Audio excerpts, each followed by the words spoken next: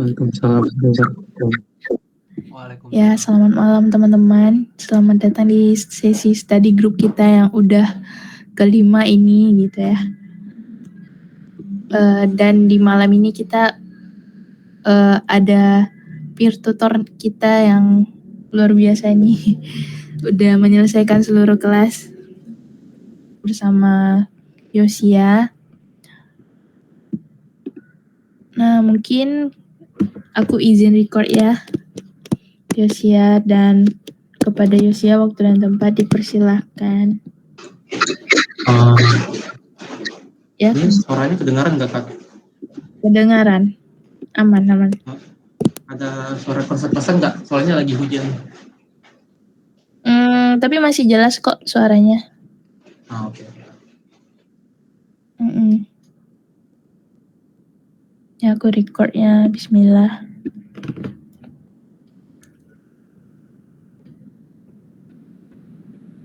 Udah ke-record belum ya? Ntar aku tes dulu. Oh ya, udah ke-record.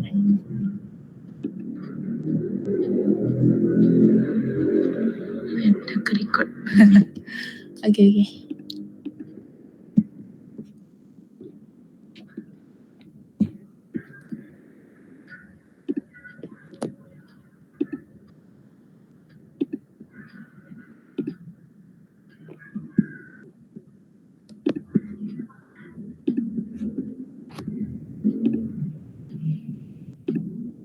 Oh ya, untuk Yosia udah boleh ya, Yosia menjelaskan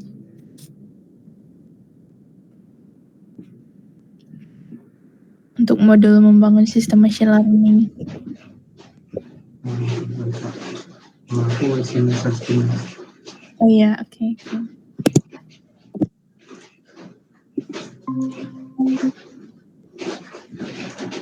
Oke, jadi kita masuk ke submission buat membangun sistem machine learning. Jadi sebelum kita ke kodenya, kita pahami dulu buat kriteria yang diminta.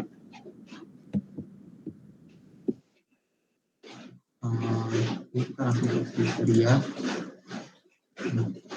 Buat kriteria yang pertama ini kita melakukan eksperimen terhadap dataset pelatihannya. Terus kita wajib menggunakan template eksperimennya yang sudah disediakan. Nanti kalau kita klik ini, kita diarahkan ke GitHub, ke Google Colab. Nanti kita bisa download aja template-nya. Kemudian buat struktur di kriteria yang pertama itu nama filenya ini eksperimen XML, terus nama siswanya. Kemudian di sini ada workflow-nya. Workflow ini buat otomasi atau buat otomasi. Nah, nanti jika kita menerapkan saran advance, nah kita akan wajib menggunakan workflow ini. Nah, kemudian ada datasetnya ini masih raw, bisa berupa file atau folder. Nah, kemudian kita akan buat lagi satu folder namanya preprocessing. Nanti dataset yang raw tadi itu sudah kita preprocessing dan hasilnya tuh nanti ada di sini atas nama dataset underscore preprocessing. Kemudian ini tadi nama file buat Jupyter Notebook-nya yang udah kita download. Nah, kemudian ini buat file otomasinya dengan Python. Nah, ini kita menggunakan otomasinya ini jika kita menerapkan yang skill. Nah, jadi di sini ada poin-poinnya. Jadi kalau 0 poin itu dia kategorinya reject, jadi otomatis gugur buat kriteria yang pertama. Jadi diusahakan jangan sampai menyentuh kriteria ini reject, dan minimal tuh kita harus menerapkan tuh basic minimal. Jadi di basic itu kita melakukan tahap eksperimen secara manual, terus kita melakukan data loading pada notebook, terus melakukan EDA pada notebooknya juga, dan melakukan pre-processing pada notebooknya. Nah, kemudian kalau basicnya sudah terpenuhi, kita bisa lanjut ke kriteria yang berikutnya, itu skill. Nah, di kriteria yang skill ini kita disuruh membuat file otomasi. Bisa ikutin aja penamaannya. Nah, file otomasi itu berisikan pre-processing secara otomatis. Jadi kita tidak perlu lagi buat jalanin Jupyter Notebook-nya. Nah, di sini kita bisa melakukan konversi dari proses eksperimen sebelumnya, sehingga tahapnya itu harus sama, tapi memiliki struktur yang beda. Artinya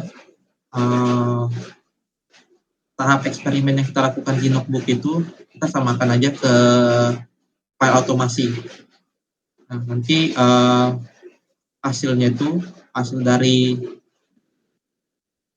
otomasi preprocessing ini dia akan ngasilin juga dataset preprocessing.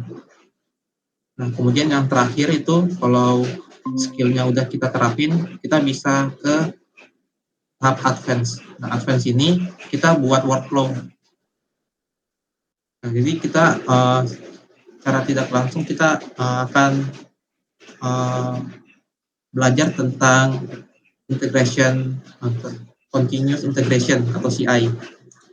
Nah, jadi kalau ada perubahan di kode kita atau ada perubahan di kode kita, otomatis dia akan ngejalanin file otomasi tadi, dan dia akan otomatis melakukan pre-processing. Jadi kita tanpa perlu kita suruh, dia otomatis akan melakukan pre-processing pada data raw yang tadi.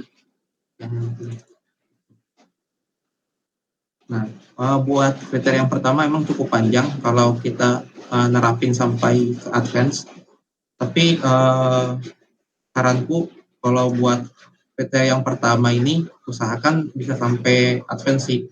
Soalnya kan ini langkah-langkahnya masih sedikit kalau dibandingkan kriteria 2 sampai kriteria yang keempat.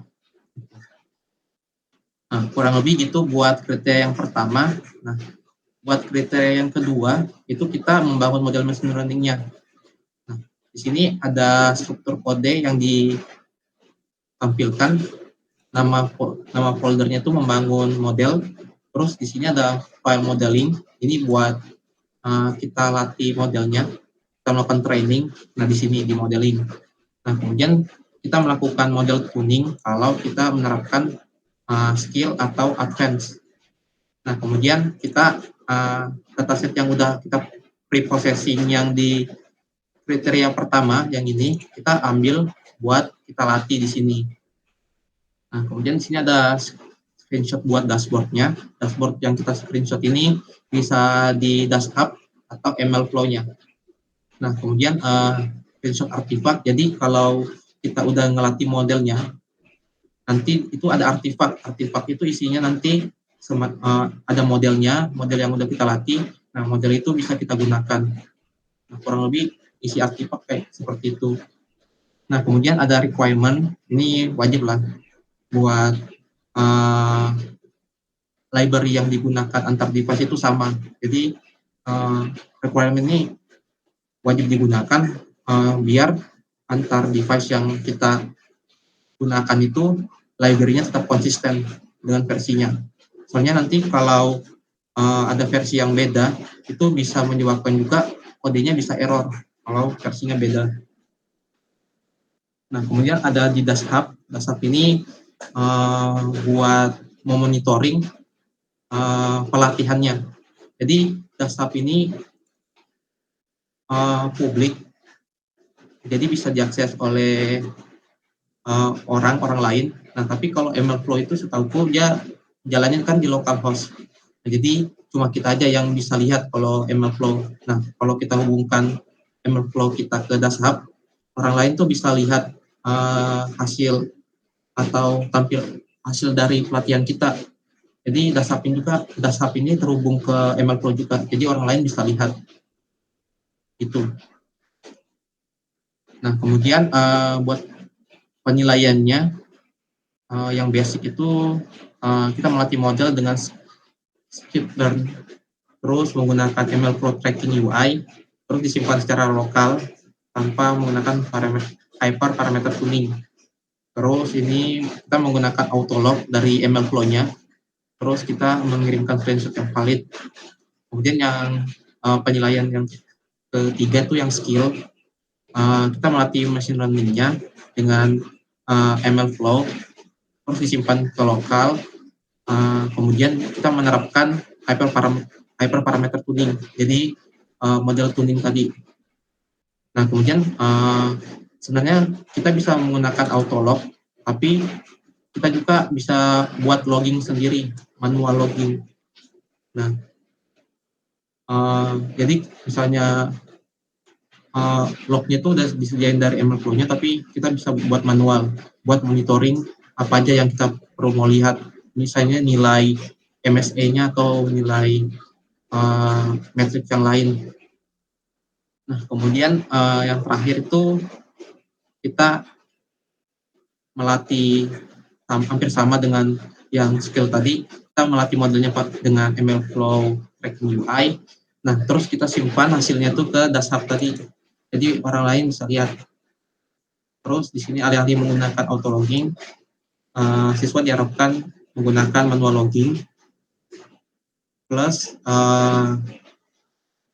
di sini ada auto login, auto log, sama minimal ada 2 nilai tambahannya. Terus manual logging itu dengan matriks yang tidak hanya di cover pada auto log. Jadi selain yang ada di auto log, kita bisa nambahin manual lognya yang di luar dari auto log itu. Nah, itu buat kriteria yang kedua udah mulai banyak yang harus kita buat sampai ke advance. Nah, kemudian kriteria yang ketiga itu membuat workflow CI. Nah, yang tadi continuous integration, buat workflow CI ini filenya tuh seperti ini, ada workflow juga. Kita gunain GitHub Action buat workflow-nya. Kemudian kita buat folder namanya ML Project. Nah, isinya tuh ada modeling, Conda, ada ML Project, terus dataset yang udah di print processing, terus tautan ke Docker Hub atau file tambahan lainnya. Kalau penilaian di kriteria yang ketiga ini cukup singkat, tapi sebenarnya agak rumit. Nah, di basicnya itu dia buat folder ML Project, terus kita buat workflow CI-nya yang dapat membuat model machine learning ketika ke-trigger. Nah, kemudian di skill-nya itu kita buat workflow CI, terus kita simpan artefak atau hasil pelatihan tadi itu ke GitHub sama ke Google Drive. Jadi ada 2 nanti. Nah, kemudian yang advance ini kita sama dengan yang di skill, tapi kita membuat Docker image. Docker image-nya itu nanti kita simpan ke Docker Hub gitu. Jadi ini kan kita gunain Google Drive buat nyimpannya. Nah, tapi di sini kita gunain Docker image, terus kita simpan ke Docker Hub. Nah, gunanya Docker Hub, kita buat Docker image, jadi kalau misalnya ada orang lain yang ingin mencoba model kita, mereka itu tinggal pull aja image kita. Jadi mereka tinggal pull image-nya, kemudian jalanin di Docker, nah otomatis orang lain itu bisa mencoba model kita. Jadi tanpa perlu ngirim kode lagi, tanpa perlu install environment-nya atau library-nya. Jadi mereka tinggal pull aja image-nya ke laptop mereka, terus jalanin image-nya dan bisa dipakai. Seperti itu. Nah, kemudian kriteria yang keempat ini yang cukup banyak, membuat sistem monitoring sama logging. Nah, lognya ini kita akan menggunakan Prometheus sama Grafana. Nah, ini buat struktur foldernya seperti ini. Jadi namanya monitoring dan logging. Nah, kemudian yang pertama itu bukti servingnya. Kemudian ini Prometheus.yml. Kemudian Prometheus exporternya. Nah, ini bukti monitoringnya. Ini nanti ada minimalnya kalau mau ke advance. Kalau ke advance itu minimal 10. Terus Grafana juga monitoringnya, matriksnya itu minimal 10. Kalau parletnya ini yang di Grafana 3 aja. Kemudian ini bukti inference modelnya atau folder atau file tambahan lainnya. Nah, kurang lebih seperti itu.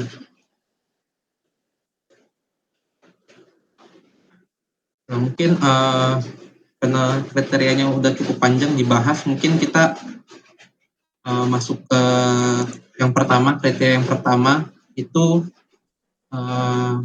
eksperimen XML. Nah, ini nama foldernya. Terus di dalam itu ada workflow-nya. Nah, cara buat workflow-nya kalian tinggal ikutin aja namanya .github. Terus .github-nya itu di dalamnya ada workflow. Nah, baru ini file buat workflow-nya. Jadi nanti ada path buat kodenya atau Python-nya yang otomasi. Nah, kemudian di sini ada job-nya atau hal yang perlu dilakukan. Di sini dari check out repo, terus setup Python, terus install dependensinya, kemudian kita running preprocessing-nya gitu. Jadi dia otomatis running preprocessing-nya. Nah, ini buat datanya ini kalian bisa nyari di Kaggle atau sebagainya. Di sini aku pakai data air quality. Ini yang belum di preprocessing. Nah, ini kemudian buat file otomasinya. Nah, ini seperti yang di kriteria itu kita membuat preprocessing secara otomatis.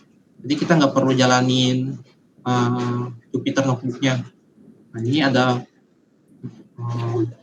preprocessing dataset. Nah, terus ini buat step-stepnya itu samain aja dengan yang di Jupyter Notebook. Ini ada membuat dataset, terus mengisi nilai kosong dan sebagainya. Nah, ini sama aja. Gitu. Maaf Nah, ya, kemudian ini masih sharing yang instruksi submission yang di decoding. Iya. Tadi sharing yang collab ya? Tadi ini lagi apa? Lagi di VS Code. Oh ya, nah baru kelihatan. Mungkin aku ulangi dikit aja. Jadi buat file workflow-nya. Jadi buatnya itu tinggal .github, terus di dalamnya itu ada folder lagi workflow, terus baru ada main.yml-nya. Nah, ini buat namanya preprocessing dataset. Nah, ini path-nya. Nah, ini buat job-nya atau kerjaan yang harus dilakukan. Yang pertama itu ada check out repo, terus setup Python, install dependency, terus run preprocessing-nya. Nah, itu cukup ini aja buat workflow-nya. Nah, kemudian ini datasetnya kalian bisa nyari di Kaggle atau dimanapun buat datasetnya, menyesuaikan aja. Di sini aku pakainya air quality buat datasetnya. Nah, kemudian ini baru file otomasinya, automate-nya. Nah, file automate-nya ini kurang lebih sama dengan yang di eksperimen di notebook-nya. Jadi kita muat dulu datasetnya, terus ngisi nilai kosong, terus menghapus nilai duplikat, terus deteksi outliner. Jadi data yang outliner itu kita hapus. Nah, kemudian ada encoding, binding, dan sampai ke menyimpan hasil dataset yang udah di preprocessing. Nah, kurang lebih seperti itu buat automate-nya. Nah, buat di file notebook-nya ini kurang lebih simple sih. Jadi kita import library yang standar aja. Terus di sini kita muat dataset, terus kita menampilkan baris awal. Nah, kemudian kita melakukan EDA, eksplorasi data analis. Nah, ini. Nah, kemudian baru kita melakukan data preprocessing. Terus hasil dari pre-processing itu baru kita simpan ke sini, air quality pre-processing. Dan ini yang data raw-nya, yang tadi aku tunjukin ini yang udah di pre-processing. Nah, yang ini baru yang mentahnya, data mentahnya, kayak gitu. Nah, itu buat di kriteria pertama cukup simpel, makanya diusahakan sih bisa dapat advance di kriteria yang pertama. Itu lumayan juga buat nambah nilai. Soalnya buat step-stepnya itu masih simple. Nah, itu buat kriteria yang pertama. Kemudian lanjut ke kriteria yang kedua. Kriteria yang kedua itu kita akan membangun model. Nah, ini kriteria yang kedua, membangun model. Buat strukturnya itu tadi udah ada di kriteria, jadi ada modeling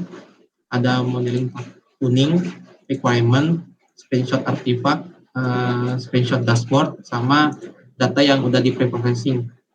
Nah, ini kalau teman-teman nerapin tahap advance, kalian bisa nambahin dashboard-nya, tautannya. Jadi nanti reviewer bisa melihat hasil pelatihannya.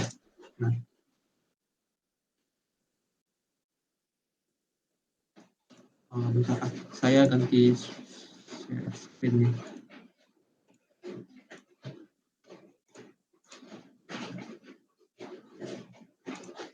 Nah, jadi ini tampilan di dashboard-nya. Tadi kalau teman-teman udah buat akun dashboard, nanti disuruh buat repo baru. Nah, ini nama reponya air quality model.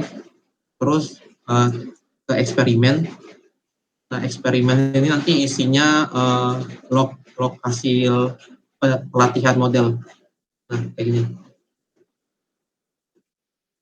Nah, ini bisa dilihat, ini hasilnya. Nah, ini buat loggingnya.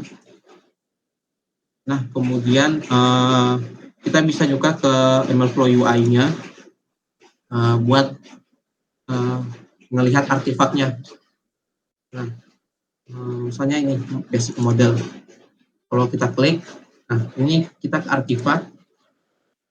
Nah, di sini nanti hasil pelatihannya tuh ada di sini. Tuh, ada model PKL-nya. Nah, ini bisa kita gunakan nantinya buat testing.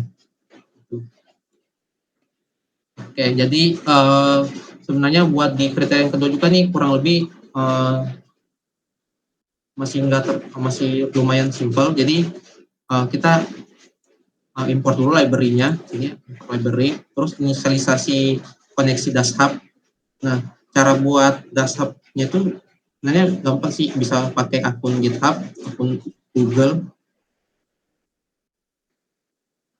Ini share screen yang ini kelihatan nggak?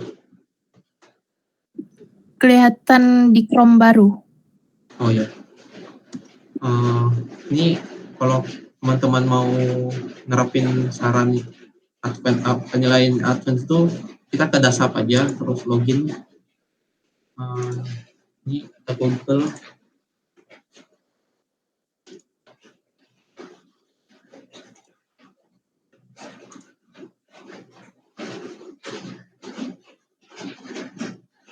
Bentar.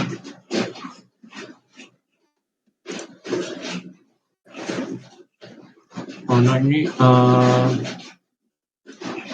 isi aja. Nah, ini bisa pilih. Ini kita pilihnya track eksperimen aja, soalnya kan kita cuma mau nge-tracking pelatihannya. Nah, ini otomatis kebuat my first repo. Nah, di sini ada tutorial cara ngubunginnya. Nah, use the data client to set up connection information for MLflow. Jadi teman-teman bisa copy aja ini kodenya, terus taruh di sini, otomatis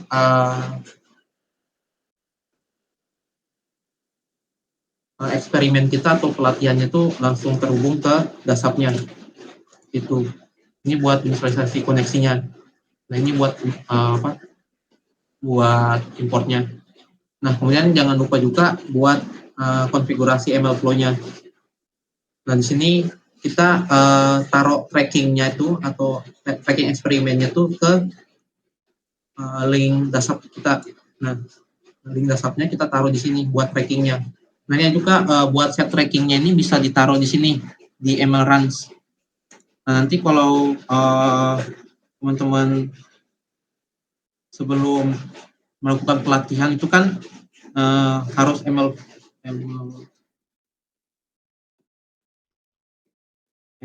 flow UI. Nah, nanti kalau teman-teman ketik ini, nanti ada muncul file ML runs yang ini, ML run. Nah, ini gunanya buat nyimpen hasil pelatihan kita, tapi di lokal, bukan di ML flow-nya. Jadi kita simpan artifaknya itu bisa di sini juga. Gunanya kita simpan di sini itu nanti kepakai buat serving modelnya. Itu di kriteria yang keempat, kurang lebih seperti itu. Dan juga nanti kalau kita mau upload artefaknya atau hasilnya tuh ini kan kita tinggal arahin aja path hasilnya itu ke sini, terus baru kita upload ke drive-nya. Bisa lewat sini juga. Nah, ini nanti kalau udah muncul localhost, nanti tinggal klik, nanti muncul ML flow-nya. Nah, seperti ini. Ini kan masih kosong karena data pelatihannya belum ada ya buat eksperimen itu belum ada. Nah, kemudian ini kita set namanya, set eksperimennya air quality prediction. Ini air quality prediction. Nah, kemudian ini kurang lebih pelatihan modelnya. Nah, ini di sini aku pakainya random forest. Mau pakai metode lain atau model lain tuh bisa. Nah, di sini ngitung MSE-nya dan matriks lainnya. Nah, ini yang tadi aku bilang. Ini kita bisa nambahin matriks tambahan manual logging. Misalnya kita nambahin ini matriks mean absolute error, terus explain variance score, terus mean square error, kayak gitu. Nah, nanti kita tambahin di sini buat lognya, log metriknya. Gitu. Nah, ini kurang lebih seperti ini. Nah, ini kode buat nyimpan URL-nya, URL dasapnya ke sini. Gitu. Nah, ini kemudian ini buat model tuningnya. Jadi aku pakainya yang basic belum ada tuningnya. Terus yang kedua baru aku pakai yang dengan hyperparameter tuning. Jadi di sini aku tinggal manggil aja tune model, terus aku isi XY-nya, XY training sama XY testnya. Nah, sini. Nah, ini. Jadi aku manggil ini fungsi tune model, terus aku isi buat parameternya. Nah, nanti dia otomatis akan nyari tuningan yang paling bagus buat nilainya. Gitu. Jadi ada dua perbandingan, yang basic sama yang udah dituning gitu. Nah, kemudian kalau udah kalian training, nanti kan tadi yang aku perlihatkan tuh nanti kan bisa masuk ke nih namanya tune model, terus ke artifak. Nah, nanti ini hasil pelatihannya. Nah, kemudian ini buat screenshot dasapnya. Ini kan aku pakainya dasap, makanya aku screenshotnya yang dasap. Tapi teman-teman juga bisa screenshot buat ML flow-nya gitu. Tergantung penilaian mana yang ingin teman-teman terapkan. Nah, itu buat kriteria yang kedua. Nah, kurang lebih buat kriteria 1, kedua itu masih cepatlah kita pahami atau masih nggak terlalu susah gitu. Karena kurang lebih workflow-nya atau alur kerjanya seperti itu, masih basic. Nah, kemudian lanjut ke kriteria yang ketiga. Nah, kriteria yang ketiga ini mulai agak rumit. Soalnya kan di sini kan kita wajib buat workflow-nya. Kalau di kriteria yang pertama itu kan kita nggak wajib buat workflow-nya. Nah, di sini kita udah wajib. Jadi nanti teman-teman di GitHub-nya tuh kalau nerapin penilaian advent, nanti ada 2 repository. Nah, ini buat repository yang pertama yang tadi, yang penilaian pertama, eksperimen XML. Terus kalian bisa lihat di action-nya. Kalau workflow-nya berhasil tuh dia checklist gitu. Kalau gagal atau fail, nanti dia ada tanda silang gitu. Ini kalau teman-teman mau lihat, tuh klik aja nanti. Nah, ini klik job-nya. Ini nanti dia ngelakuin apa aja tuh kelihatan tuh di sini. Dia setup job, check out, terus run pre-processing, nah nih, terus sampai ke complete job gitu. Terus buat yang kriteria yang ketiga yang workflow CI,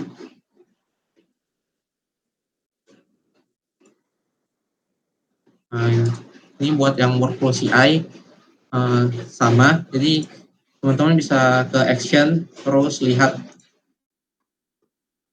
ini ke train and deploy. Nah, ini buat jobnya apa aja, itu ada install dependency, run email project, terus install Python, terus upload ke Google Drive. Kemudian kita build Docker model-nya, terus login ke Docker Hub, tag Docker image sampai ke terakhir gitu. Nah, ini agak rumit karena yang pertama itu sebenarnya workflow-nya tuh cukup banyak ya. Sebenarnya ini workflow-nya ini bisa lebih simpel sih. Jadi kalian teman-teman bisa optimasi lagi. Soalnya punyaku agak banyak, tapi teman-teman bisa lebih persingkat lagi gitu. Nah, ini kan perlu login ke Dashub, login ke Docker sebagainya. Itu kita butuhnya nanti ada token username gitu. Nah, nanti ini kita simpannya ke variabel di GitHub-nya. Kalau teman-teman mau coba tuh karena wajib ya. Jadi caranya tuh misalnya ke setting, terus ke secret and variable, terus action. Ini sebenarnya nah nanti teman-teman bisa new repository secret, terus sesuaikan namanya dengan yang di workflow-nya yang ini. Jadi kalau namanya ada sub token, nanti namanya juga di sini ada sub token itu.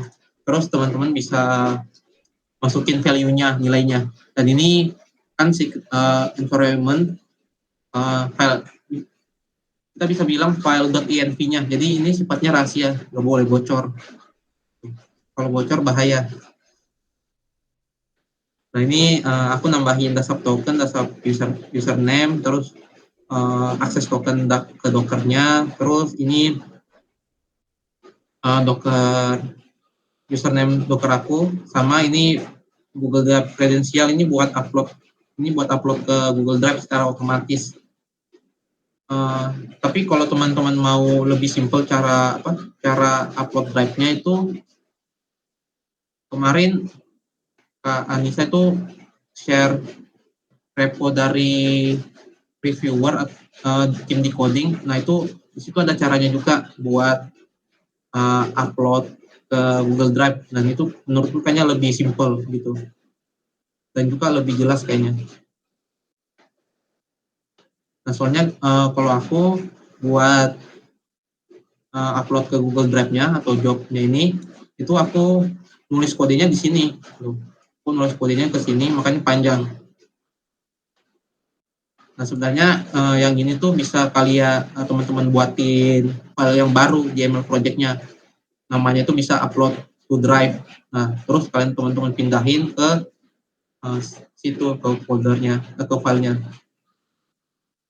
Tapi itu salah satu caranya aja, mau taruh di sini atau buat file yang baru gitu. Nanti filenya tuh baru di running di sini. Nah ini nanti yang ini emang cukup panjang sih buat workflow-nya. Nah, nanti ini buat Docker-nya.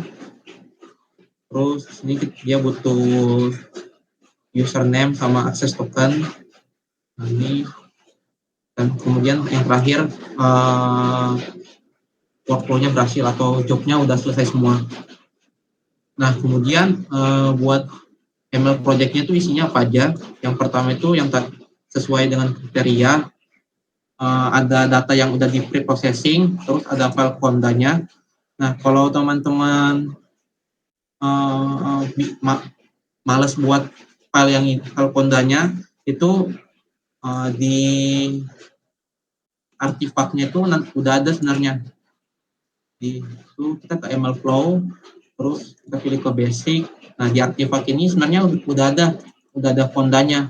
Ini teman-teman bisa pakai yang ini juga, bisa buat baru atau pakai yang ini buat file fondanya gitu. Ini isinya kurang lebih dependensi sih buat yang fonda ini. Isinya kurang ada dependensi gitu. Apa aja yang dipakai. Nah ini kalau teman-teman mau buat image-nya ini, jadi Fonda ini gunanya sebenarnya buat environment-nya, jadi kayak requirement gitu. Nah ini nanti kita salin dan install environment-nya dari Fondanya gitu. Ini kalau teman-teman mau pakai apa, kalau mau terapin buat Docker image, ini wajib buat Docker file dulu gitu. Ini buat Docker filenya. Kemudian ini buat link ke Docker Hub-nya. Kalau diklik, nanti muncul image hasil pelatihannya. Nah ini, jadi nanti image-nya ini tinggal kita pull, terus kalau udah di pull nanti akan masuk ke aplikasi Docker Desktop kita. Kalau teman-teman pakai Docker Desktop, nah nanti di Docker Desktop teman-teman tinggal nyalain aja image-nya, otomatis dia akan nyalain ke port berapa gitu. Kalau udah nyala, nah itu bisa dipakai buat testing. Jadi kita nggak perlu lagi share kode kita ke orang lain, terus install environment-nya. Kita tinggal download aja image-nya.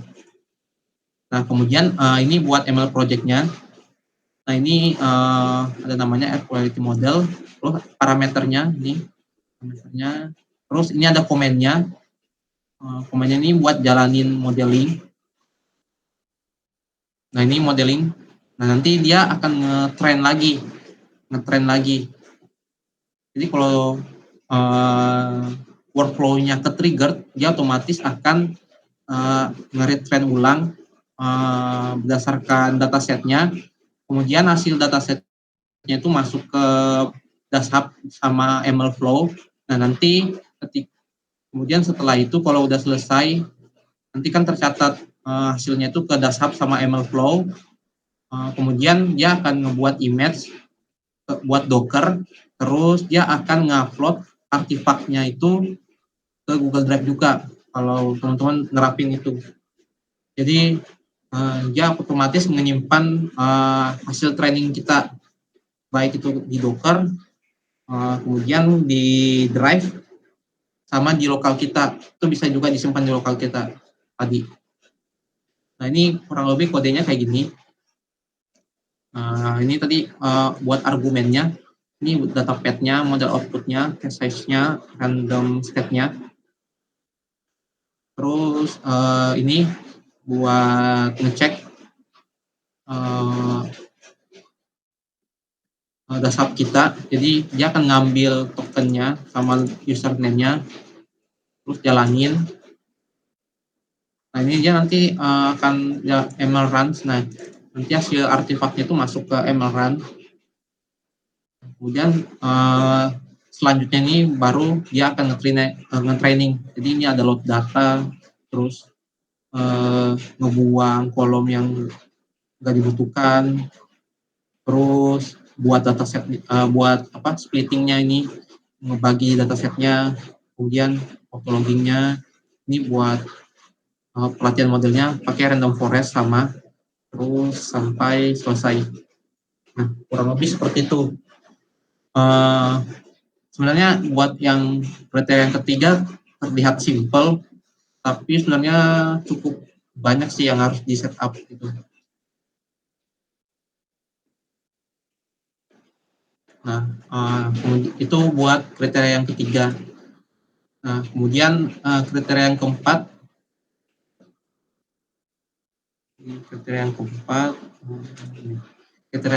itu tentang monitoring sama logging. Nah, ini yang banyak banget. Aku jelasin dari awal. Jadi kita kan butuhnya itu Grafana sama Prometheus. Kita install dulu Grafananya. Download Grafana. Nah ini teman-teman tinggal pilih aja. Terus pakainya yang installer. Ini aku pakai installer. Nah nanti otomatis kalau udah keinstall itu harusnya dia otomatis jalan di port 3000 defaultnya. Nah, ini kalau udah berhasil berarti dia udah jalan nih di port 3000 di localhost. Nah itu buat install Grafana. Kemudian install Prometheus. Kita ke download. Terus teman-teman pilih operating sistemnya apa, ini Windows. Terus pilih yang ini aja. Nah, aku pilihnya versi yang terbaru sih. Nah nanti kalau udah teman-teman nanti akan nge-extract zip-nya. Nah nanti itu ini udah aku ekstrak kemarin. Nah ini Prometheus-nya. Nah teman-teman sebelum ngerunning ini Prometheus-nya itu jangan lupa buat setting ini Prometheus YML-nya. Nah ini kita ngekonfigurasi target-target yang mau kita pantau.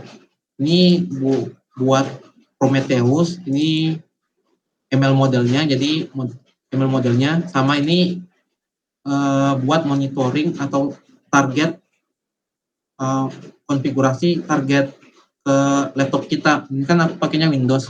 Jadi nanti di Grafana-nya dia akan monitoring laptop kita. Misalnya CPU usage-nya berapa, memorinya berapa gitu yang dipakai gitu.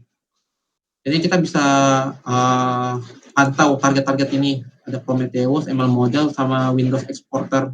Gitu. Ini kemarin aku lupa ya default-nya apa. Kalau nggak salah default-nya tuh cuma ini deh. Cuma Prometheus. Ini kemarin aku nambahin ini 2 ML model sama Windows Exporter-nya gitu. Nah, nanti ini kalian teman-teman bisa inisialisasi buat portnya. Jadi usahakan jangan nabrak portnya gitu. Wajib nggak boleh nabrak. Soalnya kalau nabrak kan nanti nggak bisa gitu. Nah, nanti kalau teman-teman udah setting buat Prometheus-nya, nah teman-teman baru jalanin. Nah, ini sebenarnya agak beda ya sama Grafana. Grafana tadi itu kan nggak perlu kita running. Nah, kalau di Prometheus itu kita perlu jalanin exe-nya dulu. Nah, kalau udah jalan seperti ini, kita buka port. Nah, ini portnya nih 9090 yang ada di sini. Nah, ini Prometheus-nya 9090. Tuh. Nah, kemudian ini kan berarti kita udah berhasil install Grafana sama install Prometheus. Terus nih targetnya. Nah, ini kan ada satu target yang belum up. ini belum nyala. Kenapa? Karena ini dia monitoring ML modelnya. Sedangkan itu kita belum jalanin kan ML modelnya, makanya dia belum up. Nah, buat biar up itu kita ini tadi buat Prometheus YML-nya, kita perlu buat ini Prometheus Exporter. Prometheus Exporter ini gunanya kita akan definisi matriksnya. Misalnya kita mau monitoring apa nih, API request account-nya atau total API request-nya itu, terus CPU-nya, nih CPU usage-nya dan sebagainya. Nah, di sini itu ini kan minimal, kalau advance itu kan minimal 10 ya. Jadi sini aku buatnya 11 gitu. Biar yang kategori atau penilaian yang advance itu bisa sampai. Nah, ini buat definisi matriksnya kurang lebih seperti ini. Nah, nanti kalau kita jalanin, kita masuk ke folder dulu, monitoring, terus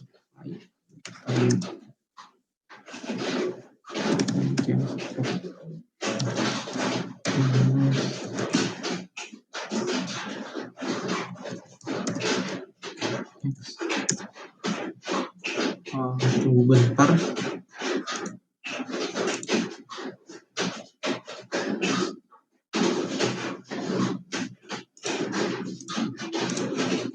Nah, ini buat eksporternya udah jalan. Kemudian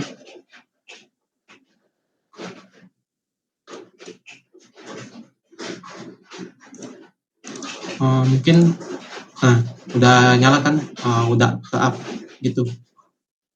Soalnya matriksnya ini yang kita monitoring nanti tuh.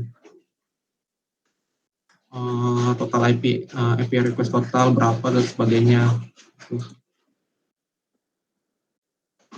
Dan nah, kemudian nih sebelum kita lanjut ke yang lain, kita harus buat bukti servingnya.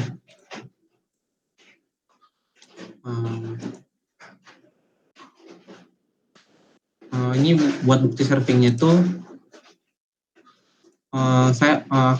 kalau aku tuh gunain ML run-nya yang ini. Ini kan hasil, ini artefak hasilnya, ada matriks.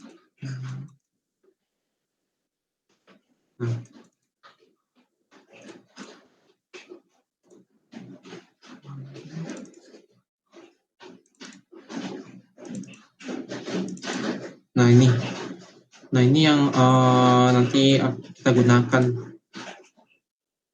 Nah, buat cara serving modelnya itu di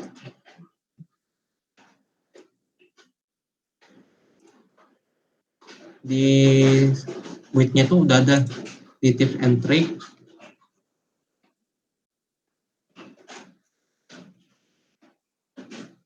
Nah, ini udah panjang sih sebenarnya komennya. Jadi ML flows model serve. Nah, kalau di sini ini kan bukan di lokal ya, bukan di ML run-nya. Kalau di ML run itu nanti kayak gini. Ya, nanti dia path-nya ke ML run-nya.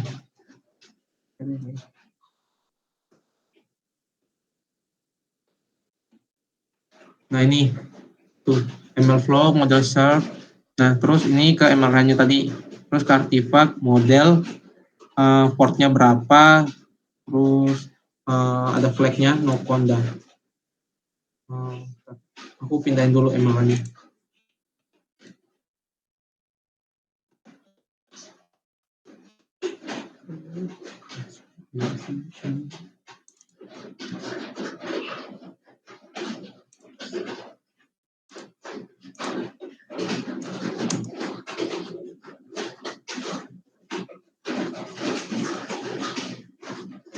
Oh, sorry. Tunggu bentar. Nanti kalau udah berhasil dia muncul localhost-nya, localhost sama portnya.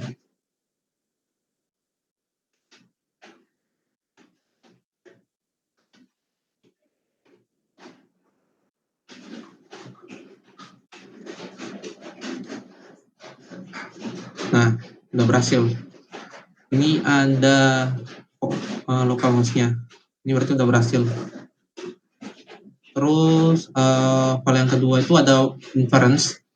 Ini di sini inference-nya itu aku pakai Flash buat inference-nya. Nah, kurang lebih kayak gini. Ini teman-teman mau inference-nya mau pakai Fast API juga kayaknya bisa deh. Soalnya kalau yang aku baca itu nggak ada ketentuannya, cuma disebutin inference aja gitu. Nah, nanti ini yang bukti serve-nya nanti teman-teman bisa SS aja. Di tinggal SS, atau kalau nggak mau ribet, kalau mau ribet ada versi ribetnya itu pakai Docker. Nah, ini jadi nanti image-nya tuh kalian pull. Nah, nanti teman-teman jalanin, nah, nanti hasilnya muncul kayak gini. Nanti muncul hasil kayak gini. Ini namanya, terus ini buat ID-nya, kemudian ini buat portnya. Berarti menandakan dia udah jalan gitu. Jadi bisa pakai ini ML Serve atau Docker gitu. Nah, kemudian ini part yang agak panjang. Kita buat monitoring. Nah, yang pertama itu kita buat monitoring di Grafana dulu. Kita ke dashboard. Terus new.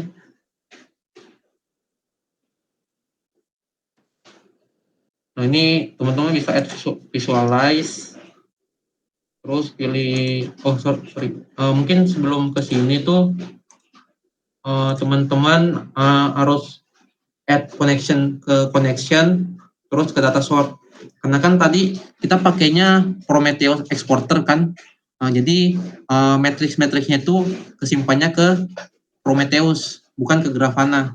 Yang ini Prometheus exporter. Jadi matrix-matrixnya itu kesimpannya masih ke Prometheus. Jadi di Grafana itu belum ada.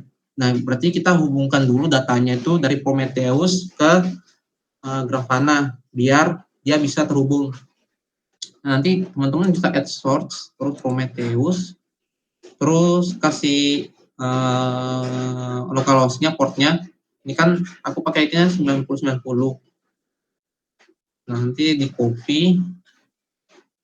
Nah, kalau udah langsung save and test saja. Kalau udah berhasil, nanti kalau udah berhasil dia nih. Ini teman-teman isi aja buat localhost-nya, terus ini di default aja, biarin default aja dulu. Nah, kalau udah berarti data yang dari Prometheus ke Grafana itu udah terhubung. Nah, habis itu udah baru kita buat dashboardnya tadi. Terus new dashboard. Terus kita save aja dulu. Nah, ini kalau nggak salah namanya itu nanti penamanya itu dashboard underscore username kita. Ini usernameku Bluebird. Jadi kayak gini. Nah, ini buat hasil dashboardnya ada 11. Ini yang pertama ada CPU usage. Nah, cara ngebuat visualisasinya tuh kayak gimana? Yang pertama itu kita edit dulu nih. Terus kita add visualization. Ini data source-nya dari Prometheus. Terus ini kita bisa pakai query atau pakai metric browser. Ini kan pakai query. Kita ubah aja ini code jadi builder. Terus select metriknya, API request. Terus kita pakainya job. Terus ML model. Terus kita run query-nya. Nah, udah muncul buat hasilnya kayak gini. Nah, kalau udah teman-teman tinggal mau ganti visualize-nya bisa, mau pakai time series, bar chart atau sebagainya. Kemudian kita misalnya save dashboard.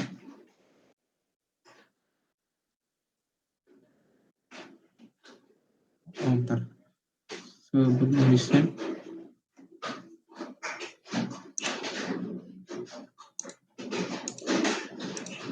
Oh nih, jangan lupa ganti titelnya.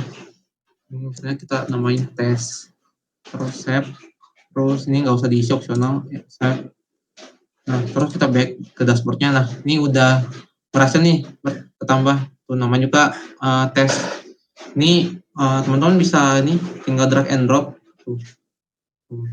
Nah, mau taruh di mana, mau ini kalau terlalu besar dikecilin aja, kalau mau dibesarin ini aja.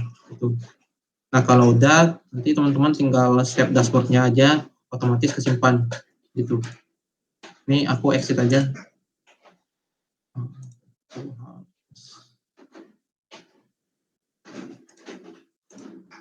Edit.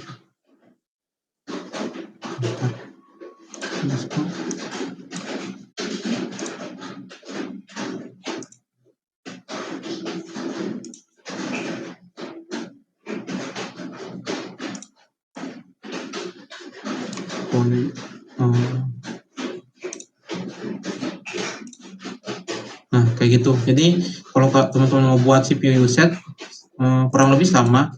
Jadi ini kan FP error, teman tinggal nyari aja. Ini kan misalnya kalau terlalu banyak kayak gini, tinggal nyari aja CPU.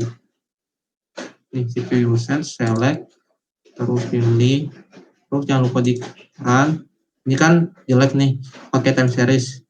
Pakainya ini.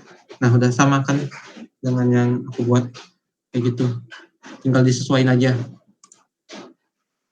Seperti itu. Ini aku pakainya Ghost tadi, ini time series, ini histogram.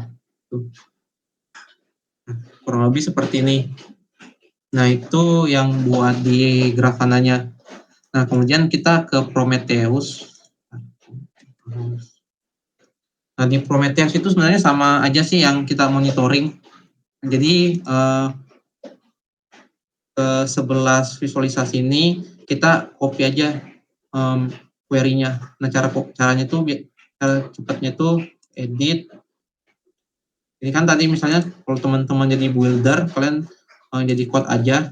Nah, ini di Kompas, terus taruh di sini expression-nya, terus execute. Nah, ini kan masih dalam bentuk belum ada visualisasinya, terus ubah aja jadi graph. Nah, udah kelar. Jadi satu matriks sudah berhasil, teman-teman tinggal ulangin aja sampai matriksnya habis gitu. Nanti contohnya kayak gini. Ini di Grafana. Oh sorry, ini aktifnya. Nah ini yang contohnya.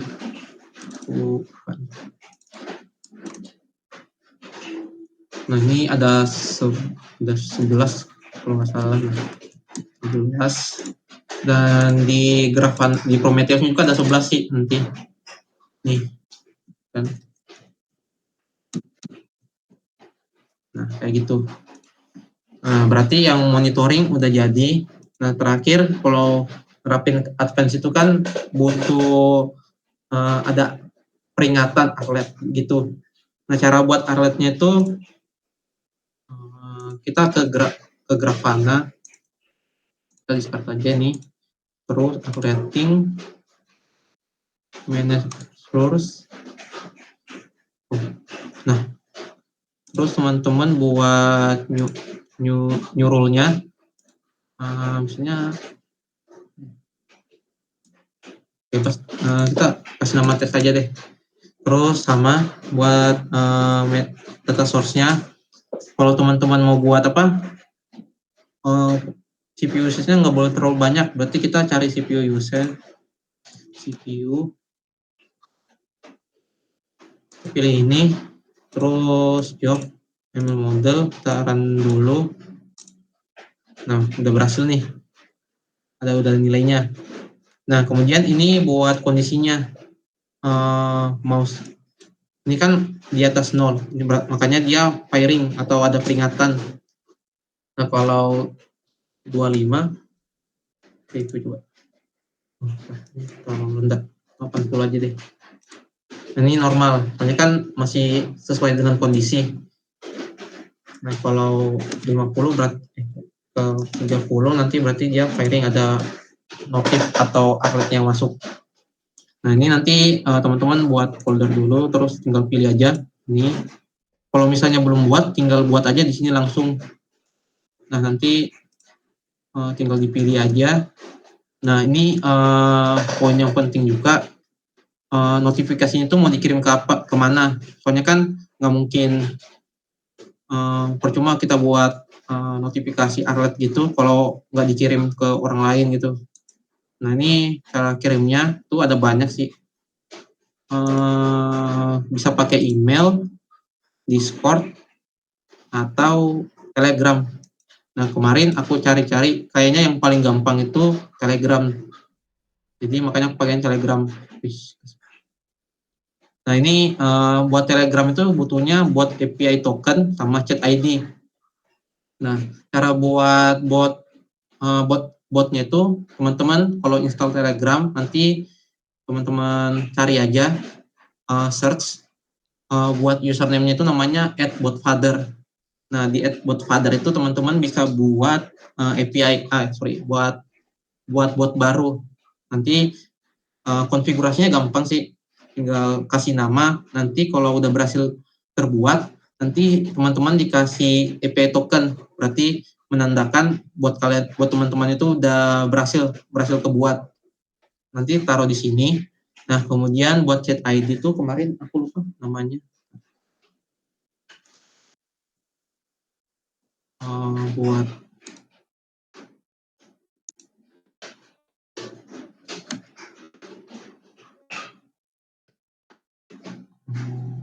nah ini kalau nih buat namanya buat father, ini buat ngebuat botnya. Nah, ini ya.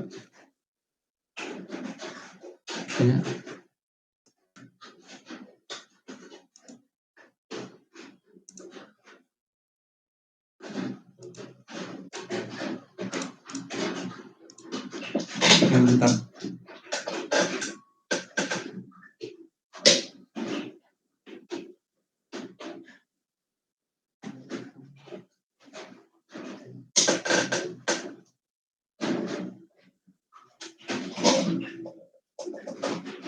Namanya tuh @userinfobot. Nah, jadi nanti teman-teman add aja itu ada dua, berarti bot father sama @userinfobot. @userinfobot ini gunanya buat apa? Buat ngelihat chat ID kita. Nah, nanti chat ID-nya itu dapat dari situ, user infobot.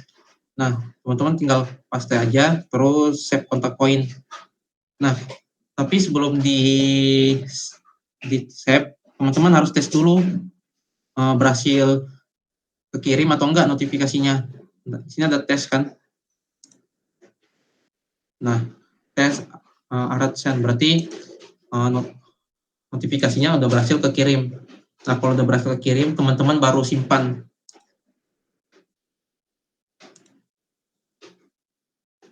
Nah, kalau udah berarti nanti di sini buat di konfigurasi notification, teman-teman pakai Telegram aja atau mau pakai yang lain. Terus bisa kasih summary atau deskripsi di sini opsional. Kemudian save role and exit. Dia di noro ini sudah jadi. Nah, nanti kalau misalnya dia melebihi kondisi yang kita tentukan, nanti dia ini firing munculnya state-nya. Kalau ini kan normal. Itu. Teman-teman juga bisa kasih summary tadi ini. Nah, nanti kalau misalnya kondisinya firing, nanti akan mengirimkan notifikasi. Nah, ini aku buatnya Grafana bot. Nih sebelum tadi itu harus di start dulu botnya biar jalan. Start. Nah, ini baru kekirim. Ini yang warning ini tuh testingnya, yang tes. Nah, ini baru tadi cek Grafana, terus warning high CPU usage-nya, sama warning API error rate-nya. gitu. Nah, kurang lebih kayak gini. Terus ini buat rules-nya. Nih, rules-nya itu aku kan kasih masuknya itu inputnya di atas 0,5. Ini kan udah 1,3. Makanya dia firing. Dan begitu seterusnya.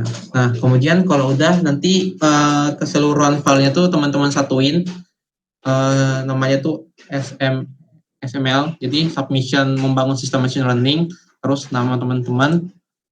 Kemudian nanti ada 2 file txt. Ini buat ke GitHub kita. Nanti biar reviewernya ngecek yang tadi. Ini buat repository yang pertama. Ini repository yang ketiga. Yang kriteria yang ketiga.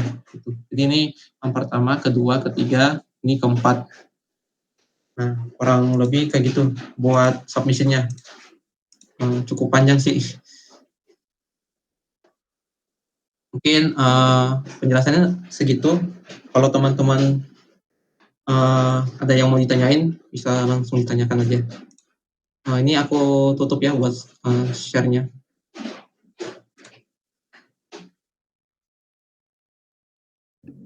Oke, makasih banyak Yosia. Nah, ini teman-teman ada yang ingin bertanya nggak? Atau udah aman?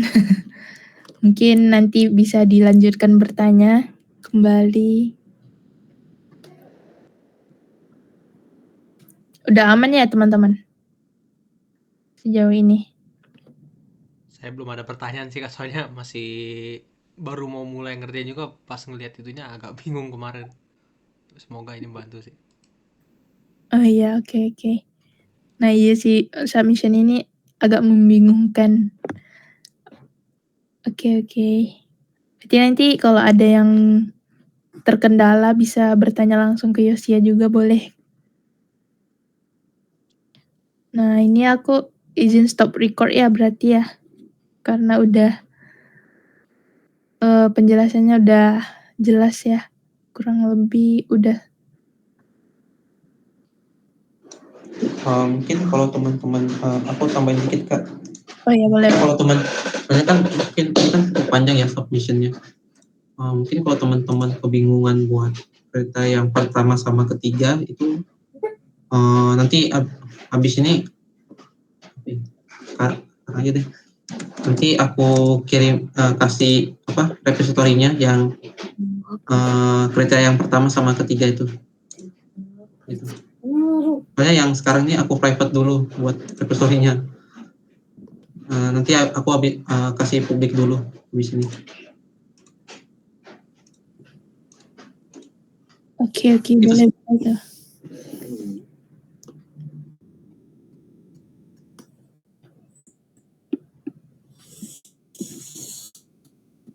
Oke, makasih Yosia sama penjelasan dengan submission membangun sistem machine learning. Semoga bermanfaat ya.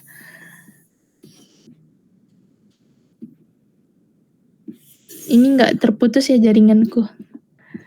Oke. Aman Kak, aman. Saya aman. Nah ini dari Yosia udah ada GitHub-nya nih, GitHub repo di kolom chat.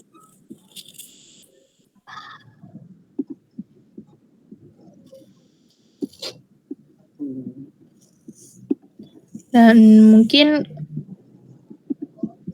kalau nggak ada yang ingin didiskusikan kembali, kita tutup aja ya study group di malam hari ini ya.